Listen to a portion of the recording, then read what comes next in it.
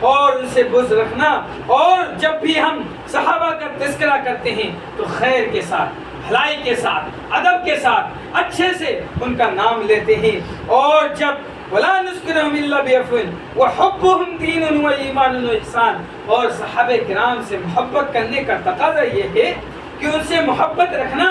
گویا کی دین، ایمان اور احسان و علامت کی نشانی ہے۔ یعنی آپ صحابہ کرام سے محبت کرتے ہیں تو آپ مکمل ایمان والے ہیں، آپ دین پر عمل پیرا ہیں اور احسان کرنے والے ہیں۔ اور وہیں جو شخص صحابہ کرام رضوان اللہ علیہم اجمعین سے بغض رکھتا ہے، نفرت رکھتا ہے، کشیدگی اختیار کرتا ہے، اس کے دل میں کدورت آتی ہے، تو ایسے شخص کفر، نفاق اور سرکشی انسان ہے۔ ایسا شخص جو صحابہ کرام سے بغض رکھتا ہے، ان سے حسد رکھتا ہے، کینہ رکھتا ہے، انارکی اور انانیت رکھتا ہے، ایسا شخص اپنے دل میں کفر، نفاق اور عصیان، طغیانی اور سرکشی رکھتا ہے۔ میرے بھائیو،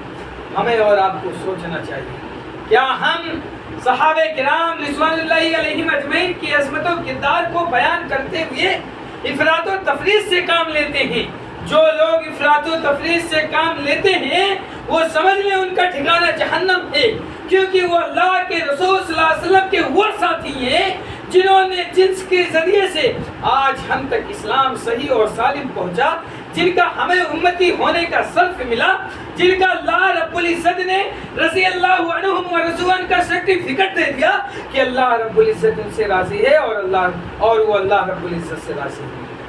وہ سرٹیفکیٹ چاہیے آپ کو، اللہ رب العزت کی خوشنودی اور رضا چاہیے تو اپنے مال کو، اپنے جان کو،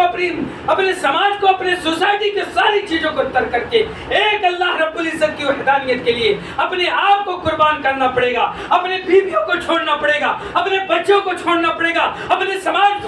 پراپرٹی اور بزنس کو چھوڑ کر کے ایک اللہ رب العزت کی وحدانیت کو اپنا کر کے تب جا کر کے رضی اللہ عنہم و رضوان کا سرٹیفکیٹ ملے گا، تب جا کر کے دنیا کے وہ بہترین مقدس ہستی بن پاؤ گے۔ لو انفق مثل احد ذهبا، کہ آپ احد پہاڑ کے برابر بھی سونا خرچ کریں تو آپ ان کے پاؤں کے دھول کے برابر، ان کے نیکیوں کے برابر نہیں پہنچ سکتے۔ میرے بھائیو، صحابہ کا یہ مقام ہے۔ اور چلتے ہیں یہودیوں کے تعلق سے، یہود و نصارہ کی ہلاکت کا ایک سبب یہ تھا کہ جب وہ